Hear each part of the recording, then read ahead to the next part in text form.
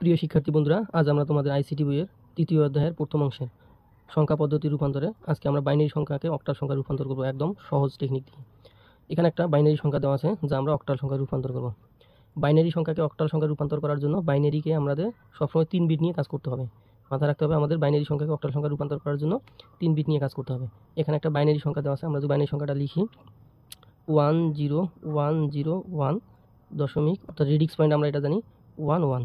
তাহলে আমাদের 3 বিট নিয়ে কাজ করার জন্য আমরা জানি রেডিক্স পয়েন্টের পূর্ববর্তী অংশকে বলা হয় পূর্ণ সংখ্যা এবং রেডিক্স পয়েন্টের পরবর্তী অংশকে বলা হয় ভগ্নাংশ সংখ্যা। আমরা যখন রেডিক্স পয়েন্টের পূর্ববর্তী অংশ অর্থাৎ পূর্ণ সংখ্যা নিয়ে কাজ করব তখন আমরা 3 বিট নিয়ে কাজ করব, সবসময় ডান দিক থেকে বাম দিকে 3 বিট নিয়ে কাজ করব। এবং রেডিক্স পয়েন্টের পরবর্তী অংশ যখন কাজ করবো আমরা সবসময় 3 বিট নিয়ে কোন দিক থেকে, বাম দিক থেকে ডান দিকে কাজ করব। যেমন এখানে এই রেডিক্স পয়েন্টের পূর্ববর্তী সংখ্যাকে আমরা যদি করতে যাই তাহলে আমরা একটুকে বললাম যে রেডিক্স পয়েন্টের পূর্ববর্তী অংশকে অর্থাৎ পূর্ণ সংখ্যাকে 3 বিট নিয়ে কাজ করতে হবে। 3 বিট নিয়ে কাজ আমরা তাহলে রেডিক্স পয়েন্টটা দিলাম, তাহলে 1 2 3 এই যে 3টে বিট নিলাম 1 0 1। তারপর থাকলো হচ্ছে এই দুইটা ডিজিট, তাহলে এই দুটো ডিজিটকে আমরা যদি লিখি তাহলে 0 1। যেহেতু আমরা জানি যে বাইনারি সংখ্যাকে অক্টাল সংখ্যা রূপান্তর করার জন্য 3 বিট নিয়ে কাজ করতে হয়, আমরা এটা 3 বিট পাইলাম, বাট এখানে 2টা বিট পাচ্ছি, তাহলে আমাদের আরও একটা বিটের দরকার। এই জন্য আমাদের কী করতে হবে, একটা বিট নিতে হবে। যে বিটটা থাকবে না সেটাকে আমাদের 0 দিয়ে পূরণ করে দিতে হবে। সবসময় বাম দিকে 0 দিয়ে পূরণ করে দিতে হবে পূর্ণ সংখ্যার ক্ষেত্রে। একইভাবে আমরা যদি পরবর্তী ডিজিট অর্থাৎ পরবর্তী অংশ নিয়ে কাজ করতে যাই তাহলে আমাদের কী করতে হবে, এখানে 3 বিট নিয়ে কাজ করতে হবে। তাহলে এখানে আমরা পাইলাম 2টা ডিজিট অর্থাৎ 1 1।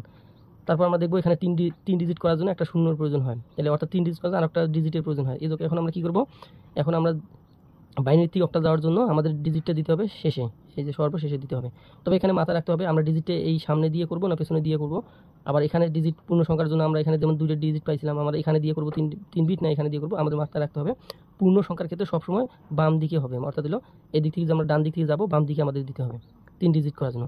আর দশমিকের পরবর্তীতে 3 ডিজিট অর্থাৎ 3 বিট করার জন্য আমাদের কী করতে হবে, যদি আমরা বাইনারি থেকে অক্টালে যাই তাহলে আমাদের বাইরে দিতে হবে, অর্থাৎ হলো ডান দিকে দিতে হবে। তাছাড়া আমরা এমনি শর্ট টেকনিকে রাখতে পারি, যে মনে রাখতে পারি যেহেতু আমরা ছোটো সংখ্যা থেকে বড় সংখ্যার দিকে যাচ্ছি, অর্থাৎ বাইনারি আছে ছোটো সংখ্যা, অক্টাল আছে বড় সংখ্যা, এই জন্য আমাদের সবসময় বাইরে 0 দিতে হবে, দিয়ে 3 বিট করতে হবে। 3 বিট করলাম, তারপর আমরা এই 3 বিট বাইনারি মানগুলোকে আমরা এখানে একটা টেবিল দেখতে পারতেছো, এই টেবিল থেকে আমরা মানগুলো বসাবো। তাছাড়া আমরা টেকনিক এই টেবিলটি আমাদের মুখস্থ থাকলে আমরা এই মানগুলো সহজে করতে হবে। তাছাড়া আমরা এই টেবিলটা মুখস্থ না করে কীভাবে বের করতে পারি সেটা আমরা শেষে বলতেছি। তাহলে এখানে আমাদের আছে প্রথম মান আছে 1 1 0, অর্থাৎ হলো 1 1 0, অর্থাৎ হলো এটার মান হচ্ছে কত, এই 3টে ডিজিটের মান 1 1 0, এর মান অক্টাল মান হচ্ছে 6, এই জন্য আমরা এটা লিখলাম হলো 6। তারপর হচ্ছে 1 0 1 1 1 0 1, এটা হচ্ছে 5, এই যে 1 0 1 এর মান হচ্ছে 5। আর এটা মান হচ্ছে 0 1 0 0 1 0, অর্থাৎ এটার মান হচ্ছে 2। তাহলে আমরা যদি লিখি এই সংখ্যা, এই বাইনারি মানটা হচ্ছে 1 0 1 0 1 রেডিক্স পয়েন্ট 11।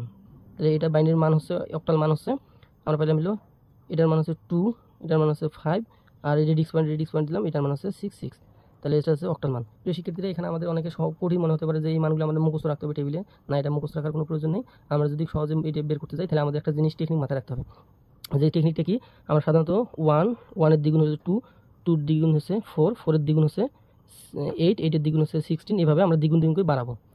16 32 এভাবে আমাদের বাড়বে। এভাবে বাড়ার পর আমরা কী করবো, যদি আমরা এই মানটা বের করতে যাই 1 1 0, তাহলে আমরা এই দিক থেকে ডান দিক থেকে মান বসাতে বসাতে বাম দিকে আসবো। তাহলে 0, এই যে 0 বসাইলাম, 1 এখানে 1 বসালাম, এই যে 1 এই যে 1 বসালাম। তাহলে আমরা এইটা হলো বাইনারি মান। এইটার আমরা কী বের করবো, অক্টাল মান কীভাবে বের করবো দেখবো। আমরা যে সংখ্যাগুলো নিচে, যে সংখ্যাগুলো 1 1 আছে ওই সংখ্যাগুলো আমরা যোগ করবো। যেহেতু এটার এইখানে 1 আছে তাহলে এই মানটা, এটা 1 আছে এই মানটা যোগ করবো। তাহলে 4 আর 2 6, এই যে হলো 6।